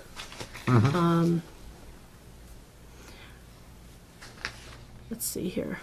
Sounds good, sounds really good. Yeah, it does. Done. You know, we did put in here, stipulate that we want a bidder that's really in our general geographic region. Would prefer a company, we put on here as a minimum standard, no more than 150 miles away from the town of Rowley. And we really don't want a company from, you know, North Carolina No. handling this. Or India. So that's a minimum standard. India. Yeah. Or outside the United States, if that be the case. But familiar in general with the New England area. So then we follow through the comparative criteria, which will be the evaluation team will rate those proposals and come back with the recommendation. And then just the rest is kind of boilerplate. It's still a draft form. I have a few more things I need to add, some forms I need to add. Our goal is to have this released on this Thursday, January 9th. If the boards jointly agree that we may do that, subject to any modifications and changes, and of course the forms that I still need to add. Do you need a vote from us? I need a vote from both boards to accept this with the understanding that there are some typographical changes and cleaning up and a few other contract terms that I need to add to it. Okay. And maybe another review by the team and get this ready to be released on Tuesday so that we can stick to our schedule. Could I have a motion for I'll someone? make that motion, that we grant the following water department billing, collection, customer service. Okay, I have a motion. Subject to minor modifications and Minor- corrections. Minor, yeah. I have a I'll second? second that. I have a second. Any discussion from the two boards? I have a question. Has the billing in this service increased dramatically, or? Well, I think they still have 1,800 water customers. Which is quite a large number. Yes, so what we would do is, yes, and we have right now, we do have one full-time administrative assistant. We have assistants, I remember that memo I sent to the selectmen a while ago from the treasurer's office. The treasurer's office administrative assistant has been providing help to that office, as well as the treasurer. And so there's been a number of individuals. Of course, we still have on a short-term basis account temps because we needed to make sure that the Peachtree accounting software program, which we realized hadn't been added to since July, was kept up so that the bills payable warrants, not the water bills, those kinds of things can be reconciled right back to the budget lines. So we do have account temps in there. An awful lot for one assistant to. Yes, so, I mean, the idea would be that once all of this was handled by the company and under the supervision of the water superintendent on the long-term basis as well as the short-term basis, the administrative assistant would have some more time to handle some of the other work, such as, you know, the payroll, the bills payable, Right. things that have to be done. Certainly, they're going to be the administrative assistant will be fielding questions, handling questions from the public, interfacing maybe on a daily basis with this company on any complaints received directly to the 401 Central Street on water bills or questions and things like that. So there'll be plenty of work, but it will free up the time for the administration and the department to work on long-term capital planning and working on the treatment plant and getting that up and running. There's so much work to be done. So the administrative end of the department it will really, I think, benefit by not having to go through this every month. If you Right. think about it, Definitely. you pay your tax bills on a quarterly basis and they Right. go to a lockbox. So they're automatically posted, not internally. So it's subject to errors if you're constantly interrupted and you get the phone or somebody's in there and trying to post water bills for one person to handle. We'll look at Thank the you. large burden. Yep. Great. Okay, Is this, sorry, short term. is this for monthly billing? It's monthly billing. Okay. Would it make sense to look at maybe bi-monthly billing? No, not at this point. You're in the middle of a fiscal year. We need a transition from what you have in place without causing confusion to the water customers. Okay. I think that would cause a lot of confusion and delays and a number of issues. Okay, and then, we're gonna get some quotes on this. How do we know what to compare it to as far as what we have now and what, the price is going to, do we have a handle on what kind of cost we are incurring now to get this same service out by the town? Well, you're doing it internally. You have to give me a copy of your contract with Customized Data Services. I don't have that contract. I've Okay. asked, and I didn't know when you went out to bid for that, so I haven't seen that. I did Okay. ask for that a while ago. So we I should have can't that compare. somewhere? I don't know when you went out to bid for it. Never came through me, Yeah. and I'm the chief procurement officer. So how long have we had that customized data?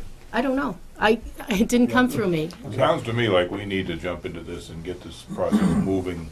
Whatever you're doing now, we need to do it better. Yeah, And this, I agree. this appears to do that, and I think we were all on the same page here, and I think we just need to push this forward. And if it costs a little bit more money in the end, that's the way it is, but it's got to be done right, and there's been a lot of water over the dam here, and we really need to get this straightened out.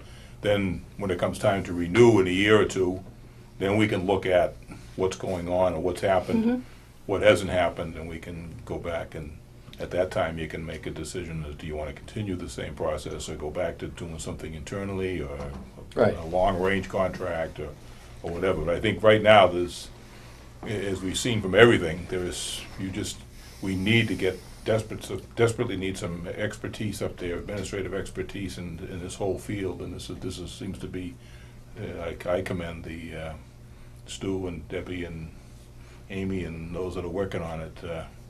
Have done a yeoman's amount of work here, and to get this out this quickly, I'm amazed. So that it's Mark, is that- Yeah, Mark. In parallel to the RFP,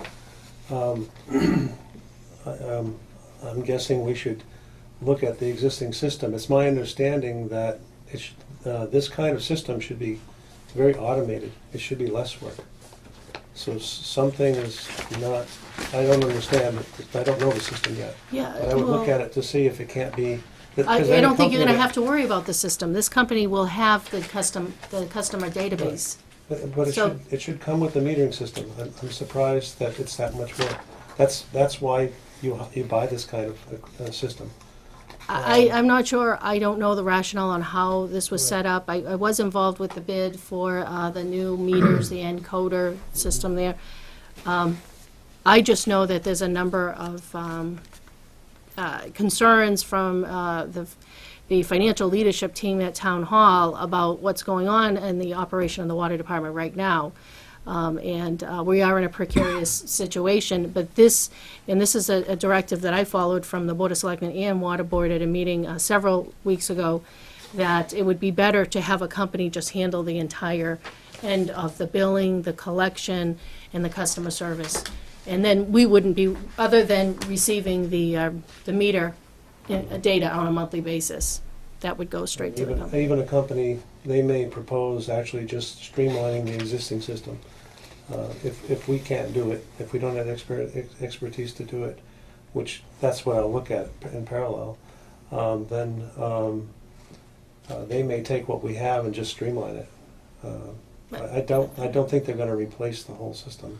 Well, they'll be responsible Yeah, for yeah. the billing and the They have the collection and expertise, yeah. posting and reconciling on a daily basis. Those are as small as an issue they may seem, actually result in larger issues when there are, in a month, several, incorrect postings that happen and customers are unhappy. And I can't put the value on that customer service aspect of the department in terms of the way we feel here at Town Hall is very expensive. We want the people to be happy, they live in the town, and those, as small as they may seem, not posting bills correctly is a significant problem for us. And we just really want it handled by a full staff. We have had a number of issues at the water department, okay? And our responsibilities, let's face it, we are managers, and we need to address and streamline the process at the water department as best we possibly can. And we need to address this, and I think a one-year contract is a good way of looking at this, and then we can come back after a year and then take a look and say, do we like this or don't we like this? But we need to move forward. And we've had, all of us at this table, we have had to address problems up there over the past year and a half, 2 years, And I can feel the juices in my stomach turning right now, as soon as I get on this topic, and I don't want to review this. But we need to move forward, and this is a good first step, so. Plus with the new interim superintendent on board, I think it sounds like you can be of help and some guidance in helping us with this whole project. I'm very too. pleased to hear the way he's talking. Yes, Yes. exactly, so I think it's gonna be a good fit. The meter reading is the data that will be supplied by the water department itself to this particular company that it gets the bid. And they'll take that data and plug it into their program and come up with the bills and the postings and all the things that go with it. And as Chairman Snow points out, we may be hiring them for a year to work out the bugs, and then we Yes. can decide if we want to take it on. And I Right. believe I read somewhere in Yes. this document that once they create that program specifically for Raleigh, that we will retain ownership of that. So, this is a good first step. Gentlemen, Mark's been with us 2 weeks, and I can't tell you how much we appreciate him. And we can't tell you how much we appreciate the hard work of Debbie and Amy and Karen with their help on us. Thanks, Stu. That's good. Thank you. Thank you, Debbie and Karen. Do you need a vote to? Yes, approve? well, I didn't, I You had a motion, there was a second. All those in favor? Aye. Aye. With a roll call vote. Roll call. Jack Cook. Aye, Joe Perry. Aye, Robert Snow. Hi, Robert Mary. Hi, Dave Peters. Hi, Tim Toomey. I, Stu Delzo. They have to make a motion, don't they? So, I'm gonna handle that as during the joint meeting, it was a joint vote, unless you wanna, Was it? Handle it otherwise. No, We're in a joint meeting. We're in a yeah, joint we're meeting. still on a joint meeting, so. Sure, I mean, it's single vote. Single vote. Meeting vote. Yeah. Should be fine. Okay. Yeah, anything else we need to address? so our target date will be to release it from this office on Thursday morning. Okay. And that this is a working draft, and Yes. so this is not subject for public distribution. And if you could turn those copies over. Roy Rickle, the third member, called me. I couldn't make it tonight. He just brought his wife in from Austin. Okay. Well, I'll make a motion to adjourn the joint meeting. second. we hope Roy's wife is feeling better. It works out. Okay, have the second. All those in favor of the roll call vote? Jack Cook. Joe Perry. Aye, Robert Snow. Hi, Robert Mary. Hi, Dave Peterson. Hi, Tim Toomey. I, Stu Delzo. Okay. Okay, gentlemen, we'll see you next week, and tentatively will be 7:45. That's open to change. Thank you. Okay. Thank you very much. Thanks, Stu. Jim, thank you. I get that. Good to see Well, you, Tim, Stu. thank you. Tim. Joe. Okay. Thanks again, Debbie. Take care now. Thank you. Mark, thank you. Okay. That's it for appointments. That's it for general business and old business. Announcements. Oh, okay. Food Pantry. Raleigh Food Pantry is in need of donations. The food pantry is open Tuesdays from 10 a.m. until 12 p.m. and Thursdays from 5:30 p.m. to 7 p.m. I was speaking to the ladies who run it the other day, and they told me they could use some ketchup, mustard, mayonnaise, and those types of condiments. So if you could drop those off. And again, the drop-off basket is over at the library, or you can go directly to the food pantry in those dates I gave you. Tuesdays from 10 a.m. to 12 p.m. and Thursdays from 5:30 to 7 p.m. The town has the following vacant seats: Conservation Commission, Zoning Board of Appeals, Associate, 2 open seats, 2 fence viewer positions, and a wood lumber bark inspector. Battery recycling box is located right directly out here in the town hall. Also, there's one over at the annex. And if you have any, AA batteries kicking around the house, instead of throwing them in a landfill, throw them in a plastic bag and drop them right off here. Okay, it's a good way of getting green, as I always say. Okay, Joe. Mr. Chairman, don't you have a note you need to read in? Yes. I was going to read, but okay. Okay. The town moderator, Joan Peterson, is speaking. Seeking. I'll take my glass off when I read. Is seeking an individual to serve on the finance committee. Please send a letter of interest. and it's because of Karen DeHolzel. She is moving out of town. She's going to be sorely missed. She served on the Finance Committee. How long, Larry, do you know? I think it's several years. Yeah, She's been off and on. off and on, but she's been great on the Finance Committee. We need somebody, so if you're interested, please drop a letter off here at Town Hall and show some, if you want to show interest in that position. And the Finance Committee is, it's an important board in the town, committee, I should say. And Dave, you had something? Oh, I'm good. I do. You're good? Joe, you have something. I knew Yes. somebody had something here. First of all, I'd like to mention that the Raleigh 375th committee will be meeting tomorrow night. We were postponed because of the snow from last week and the weather. And I would also like to inform the businesses in town that we have not started to solicit donations for our booklet that we hope to publish, or any donations to the festivities that we are planning for the celebration of the 375th anniversary. If you do get a call, please know that nobody from the committee is making any calls on any of the businesses yet, and we will let you know when to expect us. We hope to get that underway shortly, but nobody is making any calls to any businesses in town as of this date. Thank you, Joe. Anything else? Did I forget? Okay. With that, we will return next week, next Monday night. So with that, Make a motion to I adjourn. have a motion to adjourn. Second. I have a second. All those in favor? Aye. Good night, everyone. We'll see you next week. Thank you.